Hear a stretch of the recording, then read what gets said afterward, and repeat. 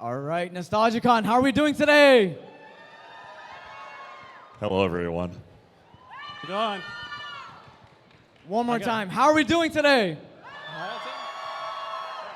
Are we excited for the Robot Chicken Family Guy panel? Hi, everybody. One more time, how excited are we? That's awesome. I need more slack. He's fine. Sit down right there. Sit down right here. Seth Here? likes to make things uncomfortable. But we're going to need the lead on this mic to stretch further, I can tell. Seth likes to jump up and down a lot. What am I, Tom Cruise? No, but I definitely like to make the stage so that everybody feels properly seen. And we also have the opportunity to gather from the sides. Who has not attended this panel? Hello, Houston. Woo! How is everybody today? Aramis. Ah, you're all so beautiful. I've met so many cool people since I've been here. It's awesome. I could have grown up here. I really could have. Get control of this I would panel. have had a flatbed truck. Me and my gal hanging out in that flatbed looking up at the stars. Ladies and gentlemen, All right. I I just would have want put to on take a something moment really to sad, introduce like I you drive your truck. to a television, radio, animation, cinema icon. Ladies and gentlemen, Mr. Patrick Warburton. Radio. And the same thing goes for Seth Legend. Green, Seth everyone. Green, come on. And this guy. Come on. I'm just Ladies here and for gentlemen, fun. the co-creator of Robot Chicken, Matthew Senreich. That's all. Get up. Are we standing? All right, guys. We're going to do a lot of these. I'm not standing up just to make you feel shorter, Seth, but if you're going to We're all stand standing up. up. You can't do it, guys. I'm well aware of how tall I am. Nothing's changed for over 20 years. Nothing's a surprise at this point. I think you're getting taller. You think so? Yeah. Hey, thanks, man. All right, how All are right, you gang. All right, we're sitting back down. All right, what are we doing here? That was fun. One more time. Give it up for these legends, everybody. All right, before we get in, how is Houston treating you guys? Love it. Everybody's been really nice. Yeah, it's awesome. It's fantastic. Traffic was Yeah. easy. Weather's just the way I like it. That's awesome. All right, let's get interesting. That's Yeah. good. All right, somebody disclose something that really. How much are those bags of popcorn going for? That looks enormous. I can smell it very strongly. $10? All I right, ha- if you get 5 friends, everybody puts in $2. That seems reasonable, I guess. If we all put in a penny, we'd be able to get one at least. I had the Each Dippin' of us- Dots yesterday. Daniel, ask us a really interesting question. All right, let's go. All right, so you all have been part of some really amazing IPs over your, legendary careers. Can everybody hear him? Can you hear me, guys? Hold the mic closer. This closer? I mean, Yeah, let's the get acoustics are really not good in here, so we're going to Yeah. make sure that we project. let's do this like old school hip hop, guys. There we go. So between Family Guy and Robot Chicken, you've helped shape a generation of comedy. But what's something about creating these shows that would genuinely surprise fans? It takes a lot longer than you think. I can't compete with that answer. That's a good answer. I like that. We love it as much as you do. I don't know if everybody knows that, but like we love it. Like this is our favorite thing to do is make stuff and connect with people through that, make everybody feel something, gather everybody together to talk about it. Like that's the best. What could compete with that? So speaking of which, right, because you're mentioning fan engagement, right, because that's very important. So when you have all these individuals, either they stop you in the streets, airports, or even come to your tables over here, and they share these stories of how, Robot Chicken, Family Guy, etc., made an impact and a difference in their life. What does that mean to you personally? I mean, for me, it's amazing. I've never been. I still get awkward with every one of those. What? You awkward? I Matt, know, shocking. Come on. That's why I have Seth. I'm an awkward individual.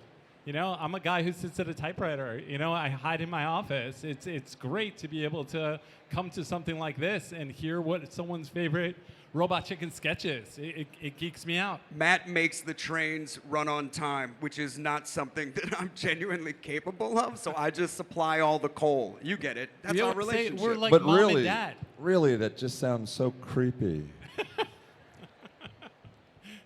Yeah, don't tell everybody that you just hide out in your office all day. Watching the comms and monitors. I can't, Patrick, you have a ton of fan engagement. You're great with fan engagement. How does that feel for you? I love it. It's just so much fun, as you know, just to be able to. We've been so blessed. We've had so many great opportunities. I mean, I love working. I've loved Disney since I was a child. Woo! So all the opportunities I've had to work with Disney just means so very, very much to me. You know, there's Disney and there is everything else still in my book. But, you know, in the realm of that, that's fun. And I love working with Seth. That's been awesome. And Mutual. Family Guy. I love that, you know, so many of you have just, you know, grown up with Family Guy, that horrible show, and just ruining all of our lives, I guess. Real quickly about Family Guy, and everybody's pretty much aware of this because I've been public about it, but my parents hate Family Guy so much that they begged me to get off it. And my mother works for the Parents Television Council, and their biggest fish to fry is to get a show called Family Guy off the air. And my mother, hand to God, has asked me to sign petitions to get Family Guy off the air, whereby I remind her what I do for a living and how I'm putting her grandkids through college, and ironically enough, what I was helping to support mom and dad with at the time. But I love You could doing work it. at the post office, Patrick, and you could definitely have a government job that. My mother let me know at the tender age of 11 that I was going to be a Catholic priest because she had already given me to the Lord. There's so much That to did not unpack work there. out.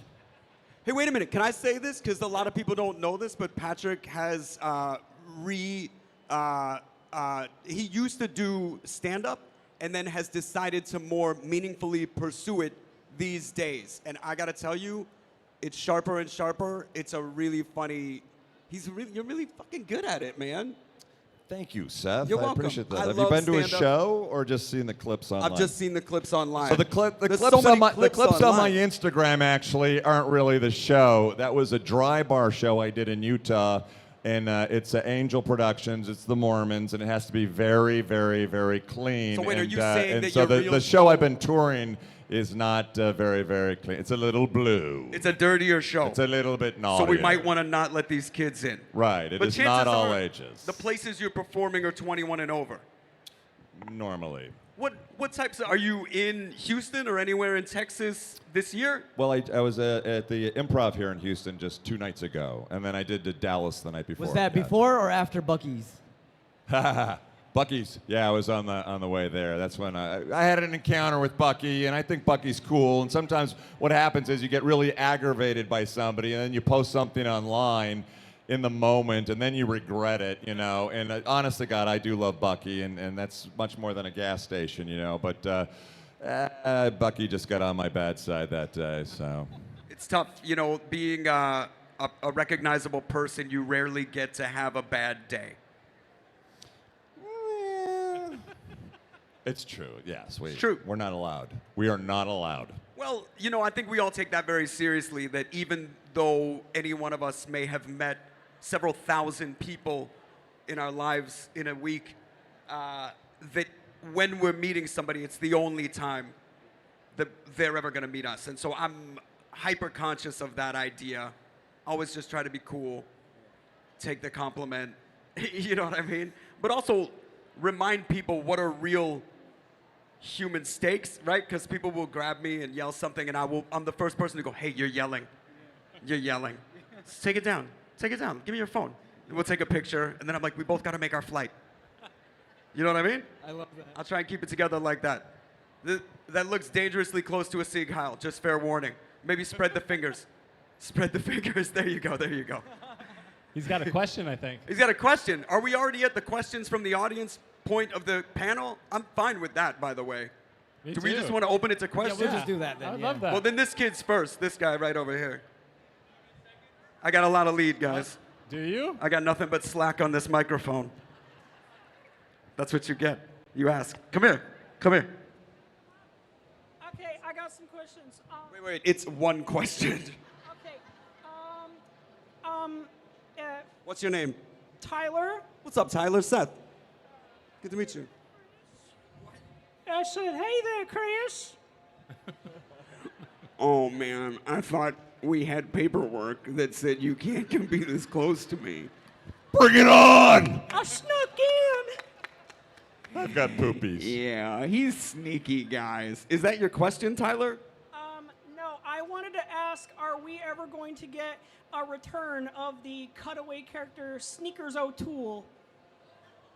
That's a Family Guy writer's room question. I'll relay it for you. No chance I'm going to get them on the phone right now to answer it in real time. Honestly, I'm not taking my sneakers off. I am Sneakers O'Toole. You remember him? Obviously, I love that character. He became a meme, and I figured that maybe you guys should probably bring him back at some point, do an entire episode all about him. I'll pitch it. We have no control over the internet. But thank you, Tyler. Give it up for Tyler, everyone. Yeah. Who else has a question? The cameraman does? This seems like a hack. What's up? Wait, should we swap places? Or is this more interesting? Hello, Seth. So my name. What's up, Tony Stark? Oh, what's up? I appreciate that. Well, for me as an aspiring voice actor for either Family Guy or Robot Chicken, are you guys even still able to do group recordings? We legally can't do non-union even loop group. Yeah, I can't speak for Family Guy. Yeah, but that's not where you get it. The internet, you can put anything out there. So like, make your own thing and then put it out there. That's like the greatest. If I'd have had that opportunity when I was 17 years old, we would have had a whole network of shit. All right, I will sit down. We'll get a question from Spider-Man. Spider-Man. Hey there. You are fans. fitting that suit, dude. What's up? Appreciate it, Seth. What was I going to ask? Okay, so love Family Guy, love Robot Chicken. So since we're in Texas, all right. So pretend that we open the taco restaurant together. Hold on. Pretend what? Let's business idea. We might open a taco restaurant. We make it Family Guy, Robot Chicken themed. This isn't Shark Tank. What are you pitching? I think it's a great idea. I think you guys will be down. Hold on. None of us own these IPs. You're pitching a themed restaurant like Pizza Hut, Taco Bell, but Robot Chicken crossed with Family Guy. Yeah. And somehow there's food Yeah. So if we had that the state deems healthy to serve to other humans. Okay, so we've I've opened. got a whiskey that I'm doing, Warby's whiskey. Not a joke. This is actually like a thing that you can It buy is a and joke. drink. I was just testing the waters, but it didn't go over that well, so I'm not doing it. I'm not doing it. No, you should have already had the domain name reserved. Like, we could have put it over tonight in pre-orders. Maybe not a lot of Okay. whiskey drinkers. still here. Wait, so is that your only question, No, Spider-Man? there is a question that I'm leading into. Let's hear it. Okay, so if we had a Not everybody's going to get the Tyler 10 question All right. benefits. If we had a Family Guy or Robot Chicken and themed taco, what would the taco be like that's themed after Chris, Joe, and the nerd from Robot Chicken? This is this is what the kids call these days a mashup. Let me think. So it's a themed a taco. nerd taco. The Nerds taco with Chris and Joe. Was Joe in there? So Chris and Joe Yeah. and the nerd have a taco. It already feels like a chalupa. It's the chalupa. There you go. This is not great. No. I blame the pitch. All I'm right, at a what other- loss, and I'm just going to leave it at that. What other right now. questions do we got? All right, do we have some the more? hands from everybody. Is that a real dog, man? Because you are freaking me out. Hi, I'm Hey, what's Carla. up? What is it? I have to make this quick because I have to go take a picture with Patrick Warburton soon. Oh, cool. Yeah, Um, Patrick Warburton, this guy Real right here. quick. But I did want to ask, do you or do you not feel bonita?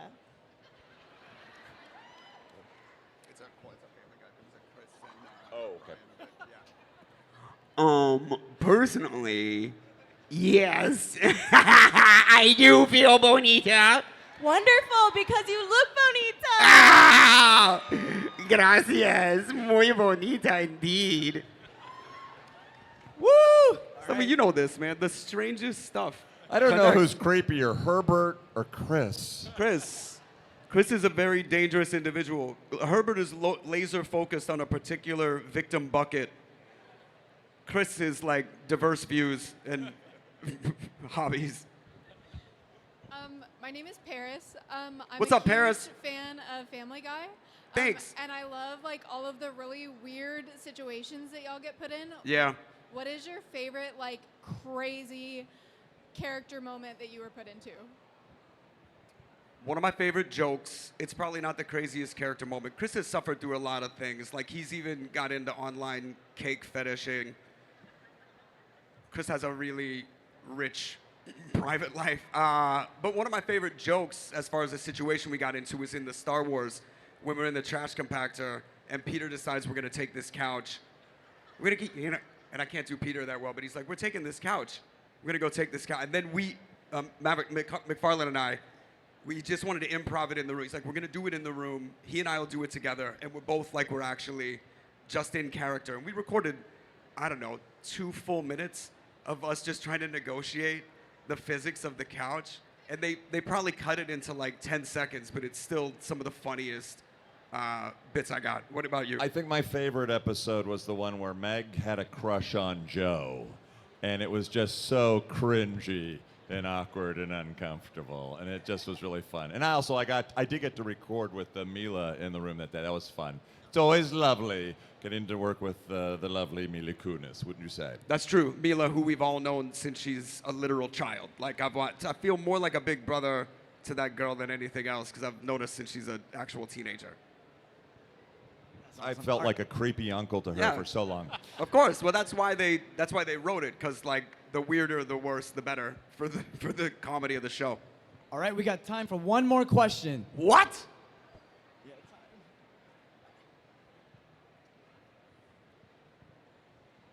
Closest to the stage. I was wondering who came up with Dr. Ball, MD? How did that happen? Dr. Ball, yes. So that's this great. boy, I forget who originally pitched it, but everybody pitched on it. Once the idea happened, so a lot of people don't, if you remember this, in A New Hope, Star Wars A New Hope, Princess Leia gets interrogated by a floating ball with a bunch of hypodermic needles extending from it. And somebody pitched the idea that that's the actual medical doctor that you go to see, and we just started calling him Dr. Ball. And then we created a sketch. I think it's in the second. I think so, it's in the second special. Yep. And we did it like a 1970s TV show with all the silly repeating graphics and a theme song that has a lot of samba drums in it. I don't remember who pitched that originally, but we all pitched on it. And then when Seth MacFarlane did the voice, it took it to a new level, which was fantastic. He just pretty much did the doctor voice from Family Guy. I think.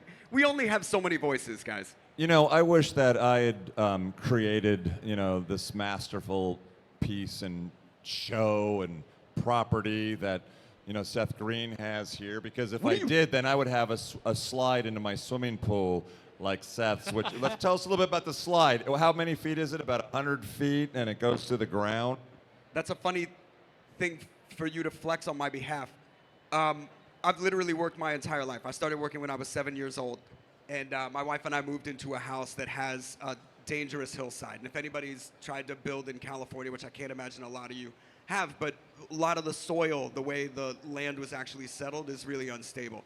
They filled in the crevices of these mountains with what's known as soft fill, and then all of that has to be retained against the weight that's sitting on top of it. If you know anything about engineering, this is an easy thing to get your head around. So we moved into this house, realized we've got a very dangerous slope. I know from living in the hills that we're going to have to retain this in quite several directions. Concrete, caissons, it's going to be an expensive thing. I said to my wife, we're doing this work, this concrete, it would be pretty easy for us to map an underground tube slide run through these concrete supports. And I'm just saying, it wouldn't add time or much expense to the build that we are obligated to have. So the result of that is our hillside is now contained, all of the drainage is sorted, we are earthquake resistant, we are drought tolerant, and also there's a 96-foot underground tube slide that goes from the top of the hill into our pool at about 23 to 26 miles an hour. That is just awesome. We're all jealous. Everybody likes to do different things with what they've earned. All right. It's got the highest ROI of any money I've spent in my entire life. Because every time we have like people over, everyone's essentially getting a free Raging Waters. Although you can't go down head first under any circumstances. The guy that installed it, who's also an engineer, refurbished these slides from around the country and shows them up at places like Coachella and cool shit like that.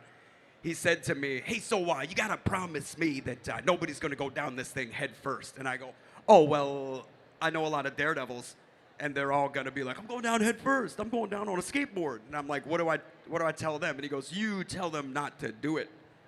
And I go, why? And he goes, because I don't want to be responsible for killing all your friends. The rate of descent coupled with the impact angle at any head first is going to break the neck of the rider. So you just tell your friends not to go head first. Woo! What a great way to wrap up the panel. I love Thanks, it. Patrick. All right, one more time. Give it up for the legends of Family Guy and Robot Chicken. That was interesting. Make sure to Thanks, stop guys. by their booth, everyone.